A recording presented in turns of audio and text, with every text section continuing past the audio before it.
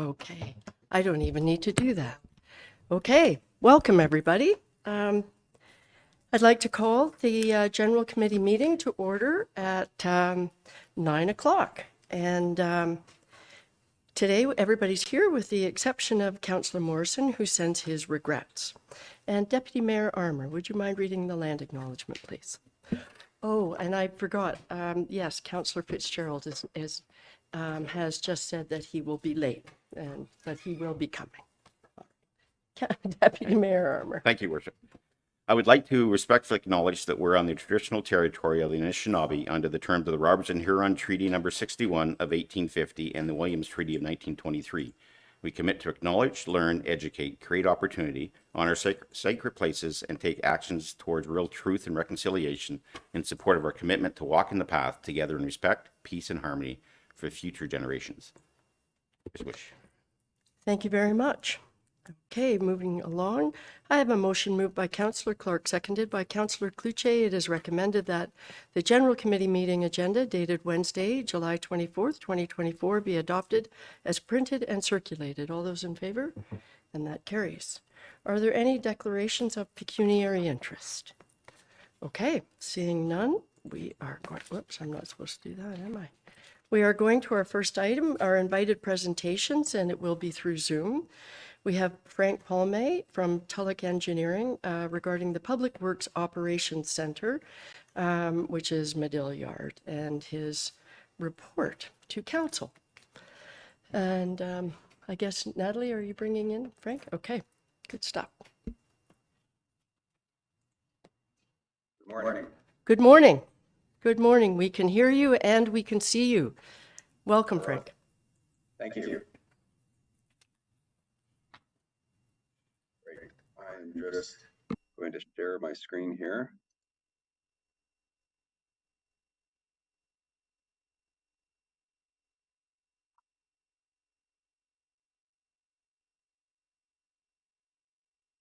Can you see my screen? Yes, we can. Okay, perfect. Well, thank you very much for having me. I'm Frank Palme from Tulloch Engineering, and I am here to present the needs analysis and concept design for the Huntsville Operations Center. A little bit of background. In 2021, the town of Huntsville put out a public tender for preliminary concept designs and needs analysis of their current and future operations center. Specifically in the RFP scope, the new operations center was to accommodate all under one roof, IT, infrastructure services, public works, engineering, and the parks department. Tulloch, along with the architectural firm David Ellis, was successful in our bid, and I'm here today to present our concept. During the project, Tulloch performed a building condition assessment of the existing facility. We conducted staff interviews both with end users as well as managerial staff. Through this process, it was determined that the existing facility has insufficient space to house all staff. Currently, there are shared offices. All services are not under one roof, and the garage is too small to accommodate the current number of vehicles. There is significant deterioration throughout the building. There is also an inadequate mechanical system, and the current building is not AODA compliant, having steps in the floor, inadequate hallway and doorway widths, and no accessible access to the second floor. By our estimates in 2021-2022, the building requires approximately $5 million in upgrades. This can be broken down into $1.5 million in repairs, $500,000 in AODA upgrades, and a $3 million addition to address the lack of space. Through the needs analysis, through interviews with staff, and a review of the growth estimates for the town, it was determined that the new facility should be designed to include 17 offices with 21 workstations, locker rooms, a boardroom, a training room, a large storage room for the mechanics, a wash bay, a mechanics bay, and 10 double bays to accommodate all of the current and future vehicles. The estimated project cost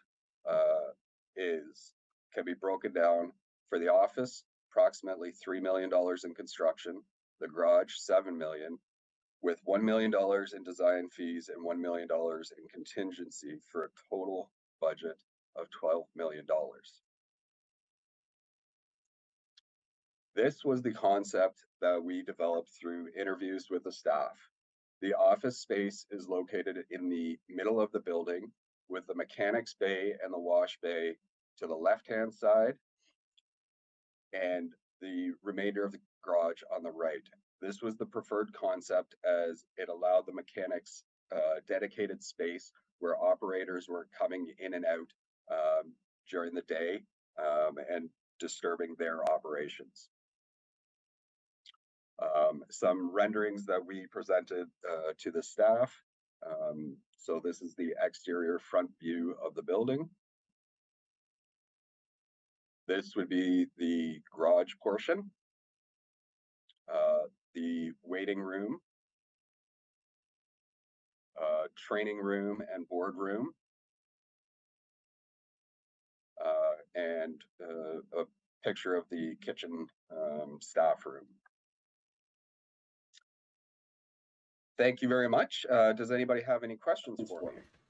Well, thank you very much for the presentation, Frank, and that was certainly a great synopsis.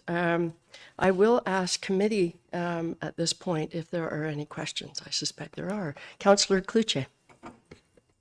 Hi, thank you for the presentation. I was just a question, and I don't know if you can answer it or not. Do you think this is the suitable area for us in the future for a lot of years to build this building in that location? I think maybe is Randy present? Yes, he is. Yes. Randy better suited to answer that one. Should I ask Randy to come forward?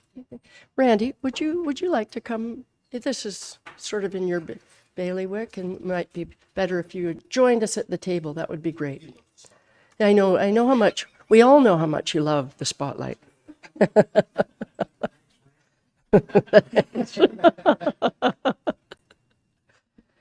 Anyway, through you, your worship, I would say currently it probably is the best place right now, and unless growth-wise we can go into a different, like 4 quadrants throughout, like for efficiencies.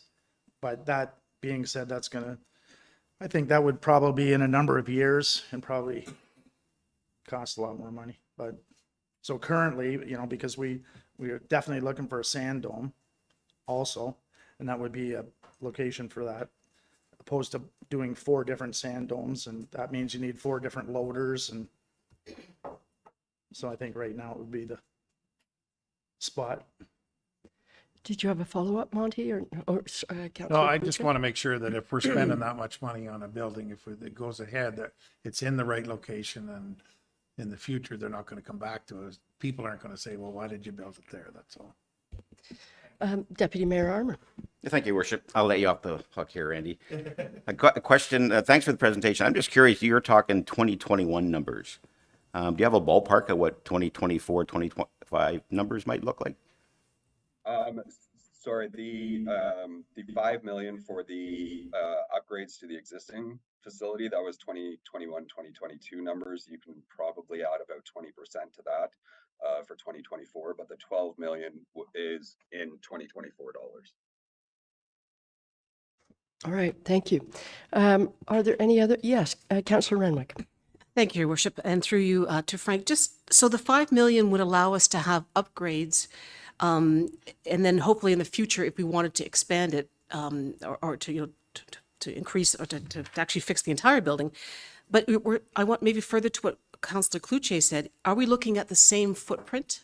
Because it's just expanding that area, but it's the same footprint of where it is now, the same area.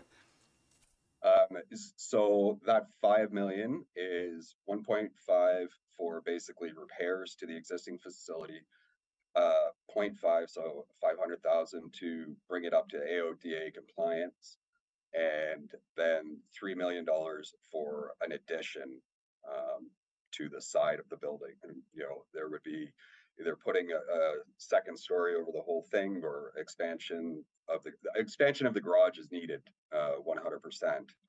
But the office space, that's the question, how you do that. Absolutely. Follow up? Thank you. And I guess my question was a bit vague. I'm sorry about that. But if we do the $5 million updates, as you're suggesting, is it possible to continue on with building on to that, to continue on to the 12 million or whatever else that's going to be? So, So does that make sense? Yeah. is it possible to phase it in? Yeah, phase it in. If you have a longer term plan, but if you invest the first 5 million, and you've talked about insufficient space, so that will handle the insufficient space question. I think to Councillor Renwick, and correct me if I'm wrong, but certainly I had the same question. Is that something that, in 10 years' time, you might have another addition? Or is that an inefficient way of tackling it? It generally is an inefficient way of tackling it. Doing bits and pieces, you're doubling the work as you go along. So you're going to have more mobilization costs and just overhead costs for bringing contractors back several times. And again, things aren't getting cheaper day to day. So if we push it off for 5 years to, that 12 million is going to end up being 15, 20 million. If it's the mayor again. Just to follow up on that though, under the 5 million, which is now 6 million, when you say insufficient space, if we decided to go that route, would we cover off the needs that we currently have? So we double the office space, we double the bays, which is really important. Does that cover that? You still will be lacking in, the amenities for the staff as well. You can double the number of office spaces. It'll be difficult for that $5 million, get the boardrooms, the training rooms, the locker rooms, and all the bays required as well. It'll address some of the needs, and it might address today's needs, but you're not going to be addressing future growth needs. Okay, thank you. Deputy Mayor Armour. Thanks again, Your Worship. Just a quick question. I didn't see where it says how many square feet or this building would be if it was built.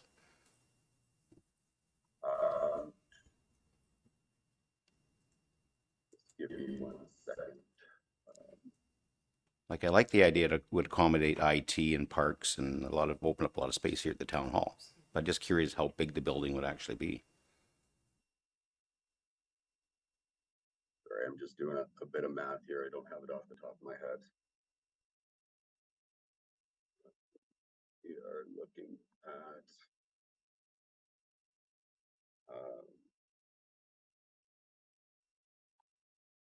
I believe 35,000 square feet, around there.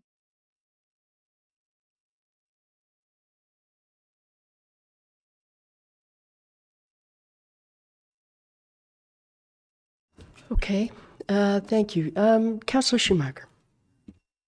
I guess to build on Deputy Mayor Armour's point, and maybe this is more for the CAO, but if we look at this concept, is there moving staff, and then do we, like that whole area that we have downstairs now that is offices and office space, does that become an opportunity to use that space again if this concept is done, or are we still going to need that amount of space here, even if we get the office space we need over there? All right, CAO Corey. Thank you, Madam Chair. So just with respect to the moving IT, I don't think we were thinking about moving the full department down there. I think it would make more sense to have like for like services that support each other. So certainly if we relocated parks, they're currently in a Quonset hut at Macaulay Robertson, so there'd really be no savings here. I think if I can, Madam Chair, is to note the intent of this presentation today was to close the loop in an RFP process that Tulloch was supposed to report back. As committee will recall, we do have a team of staff that are looking at the overall infrastructure that's required for the town of Huntsville. That includes the library, the fire hall, Medill. So this process is simply to say, closing the loop out. This is the information that was prepared by Tulloch. This is what we see today. We are having ongoing discussions with staff about whether or not satellite offices make sense. So today is certainly not seeking a decision. Today is simply reporting back. This is the information and an opportunity for questions, absolutely. But just wanted committee to know that we weren't expecting any type of support or approval today. No, I think that's understood for sure. I think it was important to get a sense, though, of we carried out the study, so good to ask questions, but I understand what you're saying. So we're just taking this under advisement. Okay. Are there any other questions from committee? I don't see any, so thank you very much, Frank. Thank you. Okay, so with that, I am going to turn it over to Councillor Schumacher, Chair Schumacher.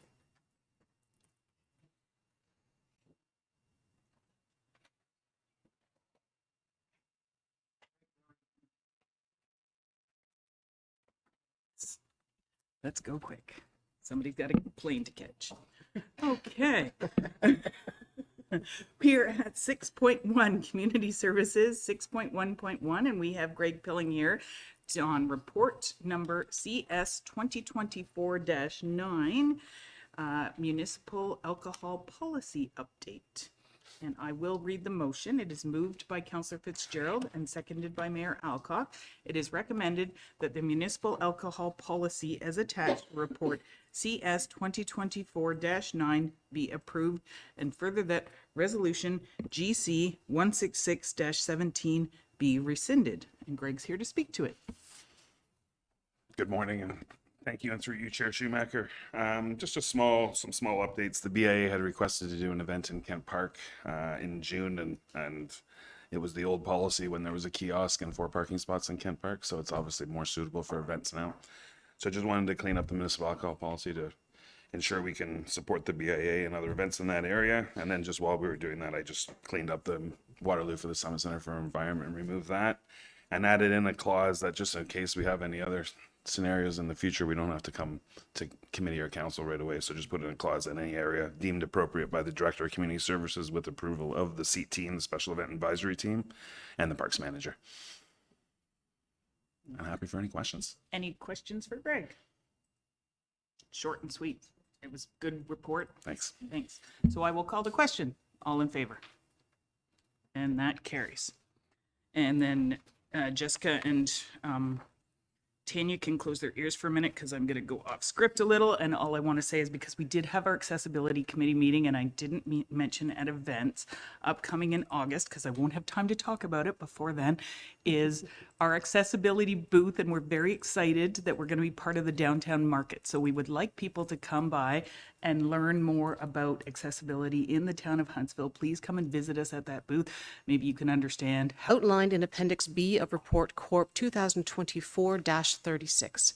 And Suzanne. Thank you, Chair Renwick. Overall, at this time, staff have gone through their budgets and have forecasted a surplus of about $175,000. Majority of the surplus is due to updated interest revenue earned on investments and bank balances, and SWB being under budget in several departments due to staff vacancies. This is not concerning at this time. The budget and financial reporting policy requires that any deviations be approved by council.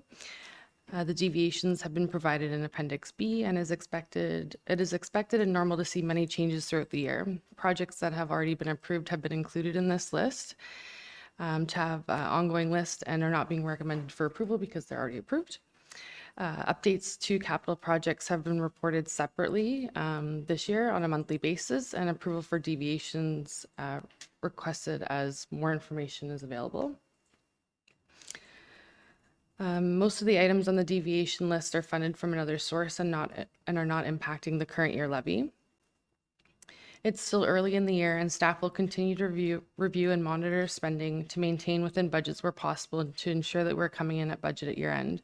At Q3, any overall deviations from the budget will be included, will include recommended options for covering any shortfalls, if any. And thank you. I'm available for questions if there's any. We'll open the floor to questions. Your worship.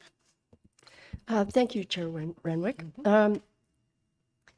And thank you for the report, Suzanne. I have a really quick question, and I'm sure it's my misunderstanding. I don't know.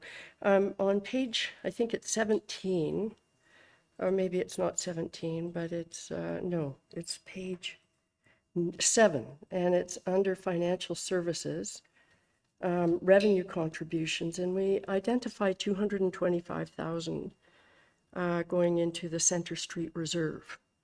And I was curious because I had thought that we had made a decision in the budget to redirect the Center Street funds for 24, but maybe I'm not reading it correctly. I'm just trying to find it here.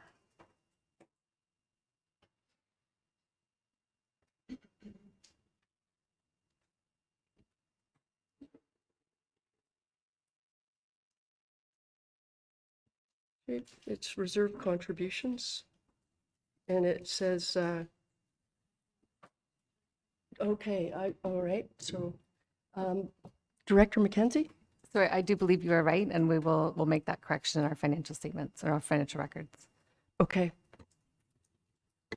Unless we don't need to, but then that would go against our decision, right? I'm not quite sure how that happens.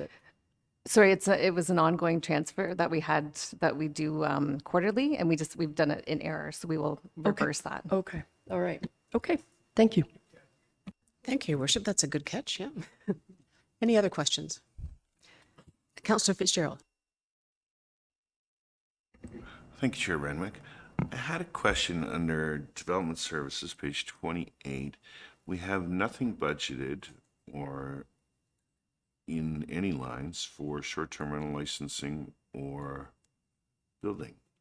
Seems odd to me.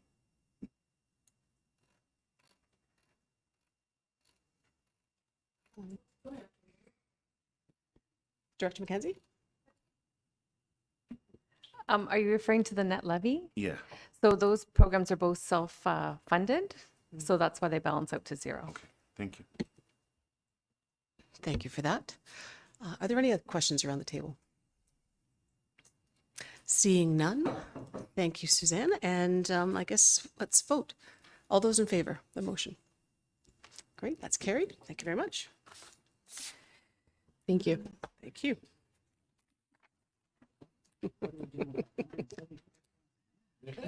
Don't laugh. Don't laugh. All right, we're moving on to report. Wait a sec. Let's go back here. So we're going on to report 6.2.2, and we have Director McKenzie with us. It is a fairly lengthy motion, and I will say it's moved by Councillor Fitzgerald, and seconded by Councillor Cloutier. What I would like to do is just read the beginning of it, and then if Jessica has actually put it up on the screen for us, and then I'll read the last portion of it, if that's okay, if everyone's okay with that. Yeah, okay.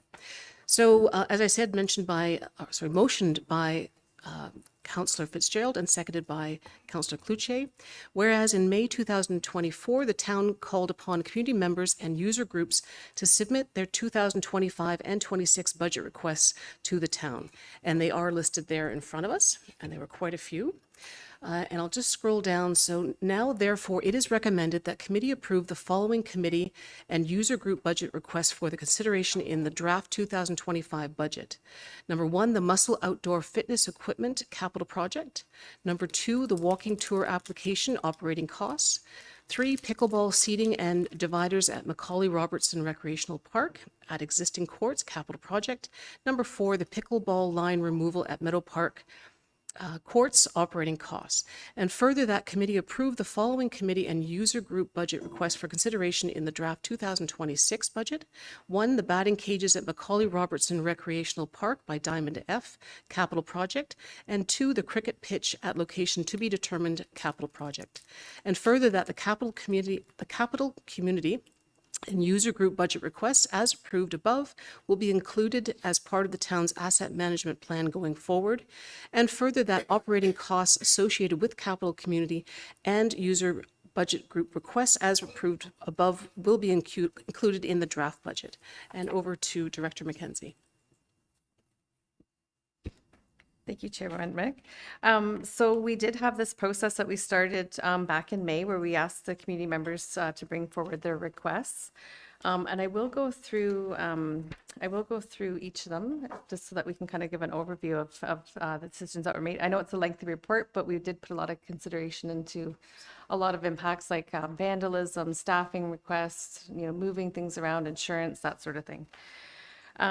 So the first one was the water access at the Active Living Center. So there's kind of two components to this. There was the pathway going down to the dock, and then there was also the concrete pad. Based on staff's assessment, with the area going down to the dock, although it's a steep area, it is currently being safely utilized by several user groups. Limestone has been applied to exit points to assist with group events to help eliminate washouts. So staff will continue to monitor these areas for safety concerns, but at this time, we're not recommending that we bring forward any changes to that pathway. With respect to the concrete pads, staff have completed an assessment of the rebar and noted that it's not a safety concern at this point. And again, we'll continue to monitor that area. So for that reason, we don't approve considering anything for the 2025-26 budget for this, but will still be maintained regularly through inspections. The next one is the outdoor fitness equipment. So this is for the fitness equipment at Avery Beach. There were secondary sites that were asked for, but we're recommending that all be put at Avery Beach. So it's all in one location for inspections, that sort of thing. We would require that a reputable vendor qualified and trained to install the equipment is utilized. The outdoor fitness equipment must be regularly maintained and inspected, and we'd have to put up appropriate signage for that. I also want to note that putting this up would not include this being maintained in the winter time, so this would only be for the appropriate months in the summer, spring, fall. So the cost would be approximately $97,000 without the rubberized surface. There would be additional park staff time and some signage required, and a third-party inspection would need to be completed annually. So they do have some funds to contribute towards this. They have the $30,000 and will continue to seek grant funding. So we are recommending that this move forward for consideration in the 2025 budget to be funded through donations and parkland obligatory reserves. We also need to confirm that the equipment is commercial grade before we accepted it. The next one is the batting cage at Macaulay Robertson. So this was requested by Muskoka Hornets. This was to accept a donation of a batting cage and installed at Diamond F at Macaulay Robertson Park. So right now the proposed batting cage is made of netting, which could cause a safety concern to a passerby. So what we're recommending is that perimeter fencing be put up permanently around that structure. However, the netting would need to be set up and taken down, set up in the spring and removed in the winter to ensure that it's not damaged. And again, we would have to make sure that the equipment is commercial grade before we accept it in. So the initial cost was for the cage was about $6,500 plus the installation. But on top of that, which would be coming from the donation from Hadmata. But the perimeter fencing would also need to be installed, and so we would need to fund that. And we're looking at funding that through the Parkland in lieu as well. And again, there would be some staff time costs and signage.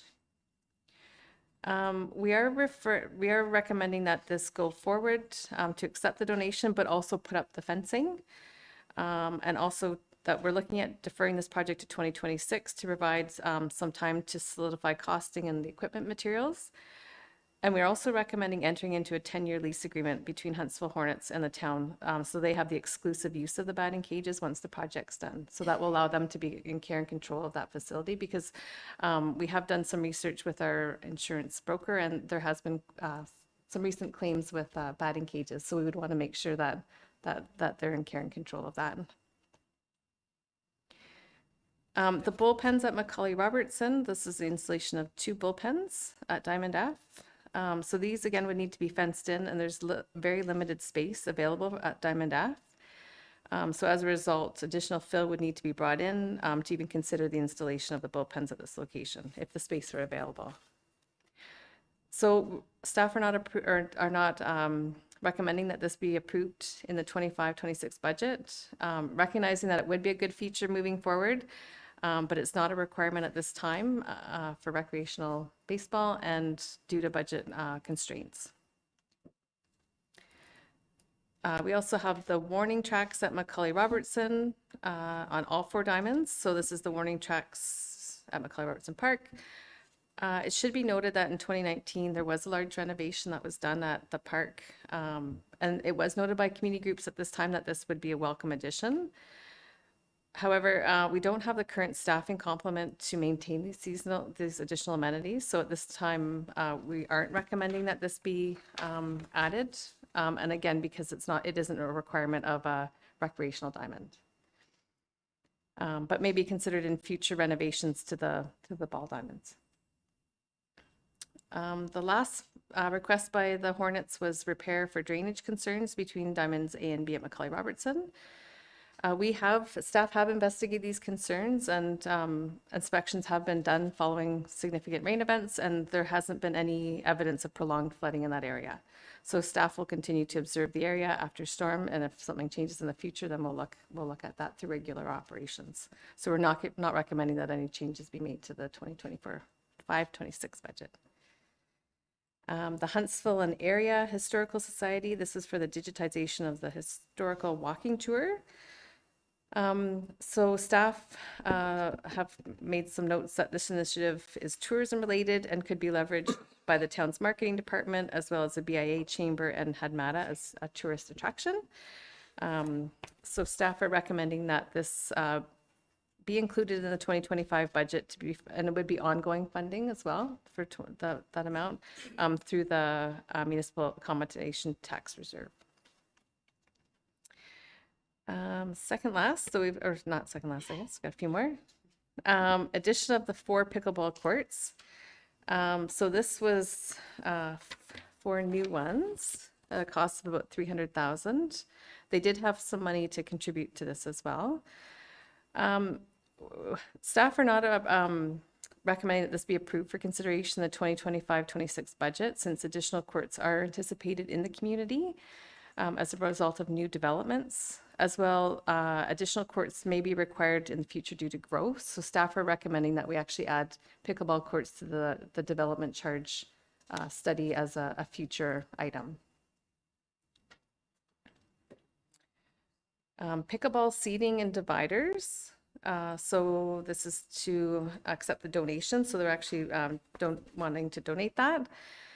So staff are approving that this be approved for consideration, and again confirming that this equipment is commercial grade. The cricket pitch at Lions Lookout. So this was received, I just want to make sure it's noted, because during the presentation that was made by the group, it wasn't noted that the actual application that was made actually included other amenities such as washroom, pavilion and storage facilities. So staff are not recommending, what staff are making the recommendation on is just the pitch only and not those amenities. One second. So staff are recommending that we approve this for consideration in the 2026 budget. However, we do need to have time to look at suitable locations, because you shouldn't have a cricket pitch where you have a walking track around it, because it's not very safe. So we do want to look for where there could be appropriate locations and really do a full review of the scope of what's needed for that. We also want to look at any future developments that are coming up that may have potential to incorporate this feature. So number 11, we have the fitness center. So this is a creation and operation of a fitness center in the auditorium at the CSC. So it should be noted that the auditorium space is currently dedicated for town programming, and it is well used. So the displacement of any current programming would actually reduce revenues for the town, because we are generating revenue from these programs that use that space. We've also noted that this model actually competes with existing local businesses. So for those reasons, we're not approving for consideration this initiative. The pickleball line removal at Meadow Court. So this is from Huntsville Tennis Club. So this one this is removal of the pickleball lines at Meadow Park courts. And staff will incorporate this into their work plan for 2025 and include the 2025 budget. And that will be done through their operational budget. The resurfacing of Meadow Park courts, and this is by the Huntsville Tennis Club. So this is an existing asset. The latest condition assessment performed in the spring of 2024 indicated that the court surface is overall in good condition, and it was replaced in 2015. And we have a projected replacement date of 2036. So we're recommending this not be included in the 2025-26 budget because of the condition rating, and also staff will continue to assess the condition and risk associated with the existing asset as part of a regular budget process and asset management plan and regular maintenance. So I wanted to give you the total amount of the capital request. So we have identified 556 that were brought forward. However, this doesn't include a lot of the cost because we didn't have a lot of the costs, so it was quite a bit higher than that. So what we are recommending bringing forward is for 25-26 in capital is 102,000 and 20,000 respectively. And we would fund this by the funding sources from the groups, as well as so half 61,000 from the groups and 61,000 from Parkland and Lieu funding. Then there would also be ongoing levy impact, and that would be about 21,000 overall. Thank you, Director McKenzie. And I just want to say before I go to questions, thank you to you and your staff. This was an incredible report, and the amount of work and time that you've put into this, I think around the table is very appreciated from me for sure. So thank you for that. So having said that, are there any questions? Let's go to Councillor Stone. Thank you very much. Yeah, lots of information in here. I want to talk about the Muscle Project. So if I understand Rich and his presentation and this Muscle Project, having these adult jungle gyms around town is more important than having a place for it. And you're suggesting that all of the things go to Avery Beach. Personally, I'd love to see these placed around, when the kids are playing soccer, the adults can get some exercise and kind of go over and play on that adult jungle gym. So I'd like to revisit that as to allowing it to be in different locations.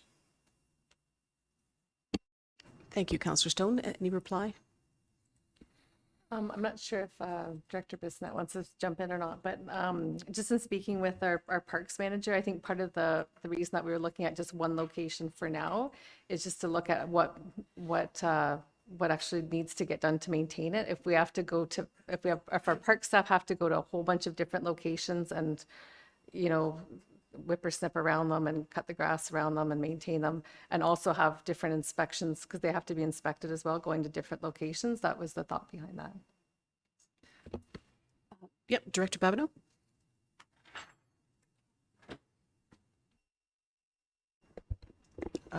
Thank you. Through you. The muscle group, I think, has a bigger vision going down the road. So I think in the Community Services Master Plan, we addressed it as a 10-year vision and a 10-year plan. I think staff have come together to discuss one location for now we could do a little bit of research, figure this out, and then be able to work with the group to be able to expand it. I love the idea as well. Yeah. Thank you, Director. Mayor Alcock. Thank you, Chair Renwick. If I may, I have a couple of questions. One, I also wanted to comment. I thought this was a fantastic report. I really liked it.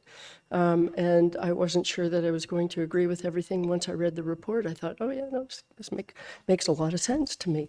But I had the same question as Councillor Stone. I do recall when Rich presented, ideally, if you're watching your kids play soccer, you can go off and do all of that. So I'm assuming that he would probably, if he had seen this report, he would have said, okay, this is a great start. Is that correct, Director Babineau? I do believe that is the case. He wants to get this up and running. Right. And then he knows and had contributed to the Community Services Master Plan Right, I know. 10-year vision. Yeah. And so I think our process now will allow him to come back Yep. for the next budget intake for the community user group, and they'll be prepared to come talk back to for the phase next, 2. the next installation, and maybe do some more fundraising and get some more groups involved and all those good things. Okay, I maybe it would be helpful to just, when he's back from the Olympics, just to, I don't know, I mean, I know this is going into the budget, so just to touch base, but because I had that same reaction, but I also was really excited that it was in here for 25. So if I may, I do have just a. Please continue. Again, about that, the reference to the $1,000 for inspection every year for this equipment, and I just wondered, how did we determine that $1,000? It seems like a bit of dough every year, but maybe that's a standard for that kind of equipment. Who wants to handle that question? Director McKenzie? If I don't.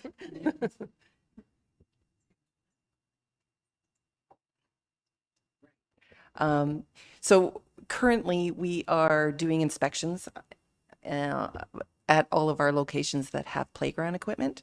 It's a requirement, and I believe that is the per visit estimate or current rate. So that would go up, I think, over the next few years. Yeah. So they come in from out of town and they're third party, so they do these inspections, and so each of these pieces of equipment would need to be inspected, I believe, annually. I think Randy will correct me if I'm wrong. Have we ever gone out for an RFP for those sorts of inspections? It just seems, I don't know, I feel like we're beholden to a certain thing, but I leave it in your competent and capable hands. It just seems very high to me, but then what do I know? And I don't know a lot. So thank you for the response. And if you want to go to other, I do have. Are there any other, I'll come back to you if you'd like, but for are there sure. any other questions around the table that Councillor Clark? Yeah, I see your hand. Go ahead. Thanks, Chair Renwick, and thanks, Julia. Very extensive report. So I think I'm okay to support the motion today, but for sure I may reconsider some of the items when it comes time for to review the budget and capital budget to see where we're at. I guess a question for Julia is, so the items that didn't make the cut, there were a few. So for this 2-year cycle, do those still stay on staff's radar, or do they have to be resubmitted later on? Director McKenzie. Go back to my list here.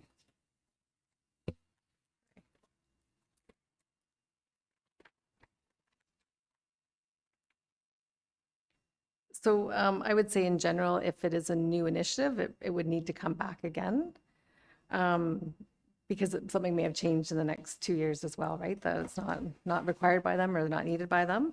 But there were some that, like, for example, like the water access near the Active Living Center, that's more of an operational thing. So I wouldn't expect that to come back.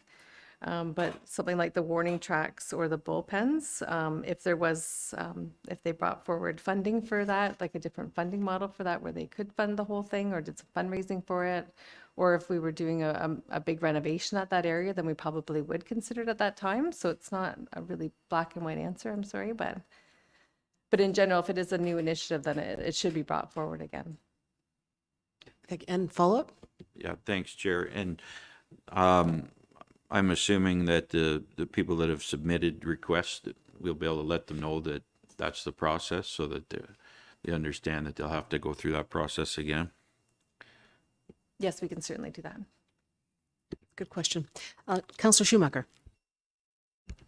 So, yeah, I guess to follow up on Councillor Clark's, so something like the 4 dedicated additional pickleball courts that aren't making the cut this time, they would have to present that again.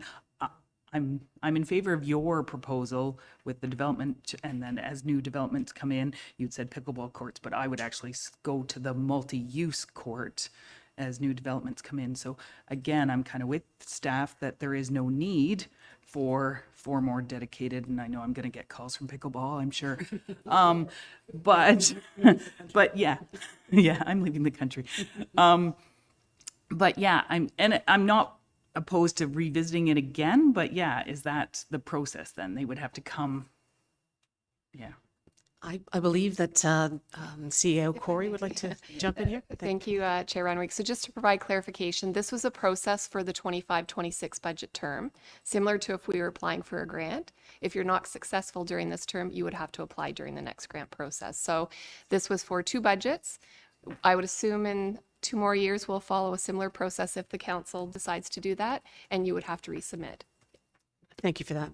Yeah, thanks. And I was just going to say, because I understand Utterson, we just redid and it's now multi-use too. So yeah, we've got one more to add. Are there any more questions around the table? Deputy Mayor Armour. Thank you, Chair Renwick. I just want to talk about the ball diamonds because they've been back here numerous times, and every time we're sending them away. The only thing I'm really concerned about there is the warning tracks, because I think that's more of a health and safety issue for people. But we didn't get any numbers on installation of that. And if I remember correctly, when we redid the diamonds, we actually removed that. So I would like to get some numbers on that, actually what it would cost to actually put in a warning track on those diamonds. Just going forward, because, and did you say because of the recreation center we have, they don't require warning tracks because of the size of them? I'm just curious. Are we looking behind? You're looking behind me here. What are you looking at? Oh. No? Does anyone want to answer that question or?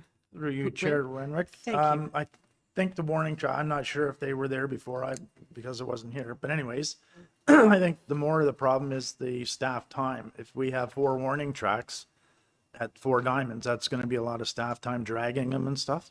But we can certainly come back and get a price to see what it would cost. Okay, thanks for that. I just hate to see us, push off the ball diamonds again. Okay. Thank you, Deputy Mayor. You're not proposing any kind of amendment, you're just asking for? No, not additional amendment. I just curious, because there's no Just numbers curious. there to see that you can Yeah. make a decision on. So, Right. Director McKenzie. Is it okay? I just wanted to add, we did put a bit of history in here as well for the cost of operating McCully. And it should be noted that over the past 3 years, the operating costs have doubled for that facility. So now we're up to an average about $100,000. So we have spent money on those facilities. And also there was a large renovation done in 2019 to 2021 that was exceeded $3 million. yeah, I'm aware of that cost. I'm just that the user groups keep coming back and asking for additions. And Mayor Alcock, did you have another question or? I Just do. one more, that's. Just, okay, and you want No, me to stop it? Okay. That's okay. They're not major. I support this motion. But I was curious about a couple of, in reference to the pickleball, it made reference to additional courts are anticipated in the community soon as a result of new developments. And so the reference to the new courts, if they're part of new developments, are they private or public? So that, in a way, thank you, Councillor Stone. So they're private, and I know that would speak, actually, I believe Director McKenzie would like to, nope. Director Director Maxwell. Maxwell, thank you. Thank you, Chair Renwick. There is one development that we're aware of that is a private development where they were proposing to add pickleball courts for that that development specifically, but there is another multi-use development that is going to be public that is under construction currently that would contain, I think it's a basketball court and pickleball / tennis courts. So that's great, and that will be a public. So certainly that's a nice way to alleviate some of that, especially if we're removing the lines at Meadow Park. That's great, and that's happening. Oh, I can ask later. Woodstream. That's great. Good for Andy. Okay. Good question. And one more, she said? Or you can have two if you'd like, but I'm just wondering how many more you have. No, I think I again support the idea of putting the pickleball future on DC, the DC study. I think that's great. And that was it. The rest was positive. I really like the approach with the cricket pitch. Yes. Because when they first arrived, I thought, oh, let's jump into this. I love the rationale. And, you know, for a first-time group before this committee, to actually be recognized in the 26 budget is pretty awesome, I think. So thank you. All right, seeing no more questions, I will call the question. All those in favor? All those opposed? Seeing none, carried. Thank you, Director. And I will now send this over to Deputy Mayor Armour to take over as Chair of Development Services. Thanks, Chair Renwick. This is, we're moving into 6.3.1 DEV 2024-80 Media Relation Policy Revision. And this is for information only, and we have Lisa Spolner with us. Hello, Lisa. Hello. Thank you. Through you, let's move that closer. Through you, Should I Deputy read Mayor this? Armour. So at the June committee meeting, Council reviewed the first draft of the media relations policy, and discussions focused on concerns with Section 3.2 and 5, and the need for more clarity on any constraints noted for elected officials and media outlets. Before I speak to the policy revisions, I'd first like to note a few key points about the policy for clarity. The purpose of the policy is to provide guidelines and support to town staff on media relations, improve customer service to journalists, outline who is authorized as a spokesperson, and best practices on working with media. The policy does not put any restrictions on councillors over and above the restrictions in the Municipal Act. Councillors can continue to speak to media representing their own views as needed, as requested and required. The policy does not govern or restrict media. Media can continue to connect with staff and councillors as needed to conduct interviews, ask questions in person or online. The policy governs those who are speaking on behalf of town and council and provides guidance and clarity to municipal staff who are not authorized spokespersons and best practices for handling inquiries. So with this in mind, and to address the concerns and discussion at the last meeting, the following changes that are highlighted on the revised policy attached to the report are as follows. Section 3.2, the first bullet and the or elected officials language is now removed. Staff recommend that these details requested for Section 3.2 be incorporated into the policy scope for better clarification. And so that change is highlighted, and I can read it. Any restrictions within this policy only apply to elected officials who are speaking on behalf of town and council as a whole. They do not apply to elected officials speaking on their own behalf. This policy does not put any restrictions on members of council over and above the Municipal Act, and it should be noted that there may be certain legal sensitive topics on which councillors are not authorized to speak. The next change is to Section 5. So I'm going to provide some clarity to that. The section on property visits was not intended to restrict elected officials or govern media. The intent was that staff were required to let Marketing and Communication Department know of on-property visits to further the media relation activities with media in our facilities and ensure that communication staff were aware that interviews were taking place in general. So recognizing the wording was not clear, the term property implied more than just our facilities, and that we used restrictive language. The changes proposed in the revised policy include edits to the section title. So previously it was on property media visits, is now media visits. And the details of that section are as follows. It is recommended that authorized spokespeople notify the manager of marketing and communication and/or the CAO of media visits to town facilities to support media relation activities and for further education and awareness purposes. And that concludes my brief update on the policy revisions. Happy to answer any questions. Very much, Lisa. I do have a motion. It's moved by Councillor Stone, seconded by Councillor Clark. It's recommended that committee approve the media relations policy attached to report DEV 2024-20.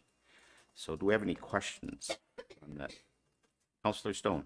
Yeah, I just want to say that I met with Beth and Lisa, and all my concerns from the last meeting have been addressed, so I have no trouble with this.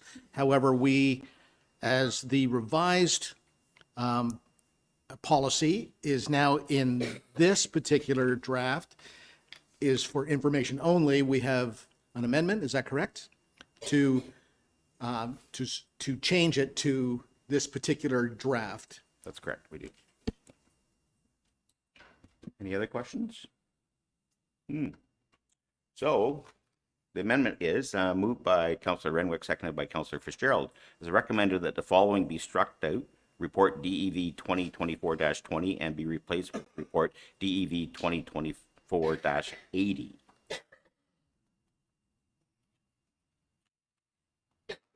Any questions on that? Read the next one. Oh, I call the question. All those in favor of that? And that carries.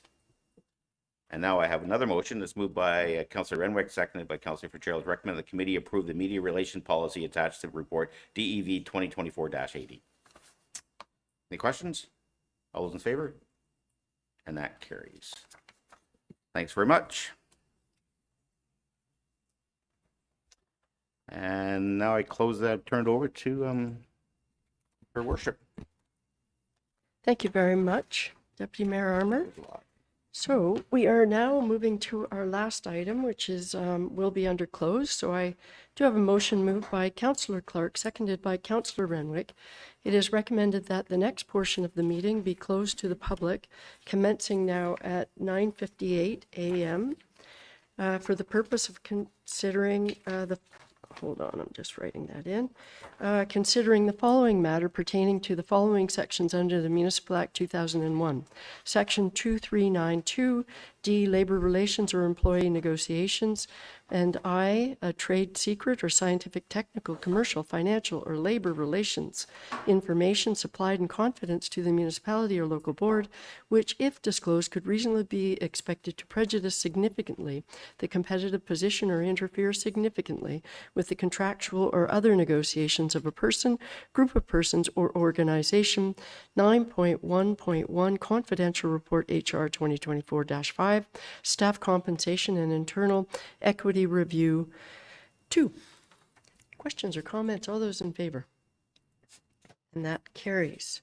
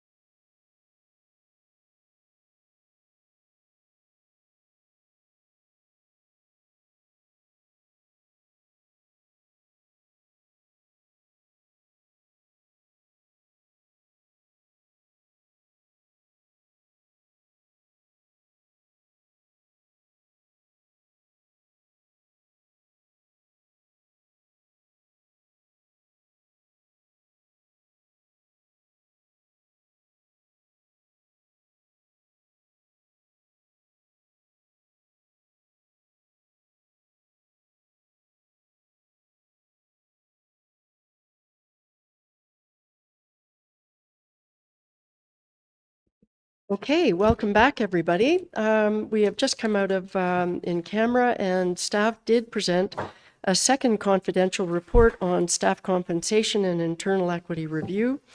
And the report was postponed until the September 23rd regular council meeting. So with that, I do have a final motion, and that is, it has been moved by Councillor Fitzgerald, seconded by Councillor Stone. It is recommended that we do now adjourn at 11:23 a.m. Questions or comments? All those in favor?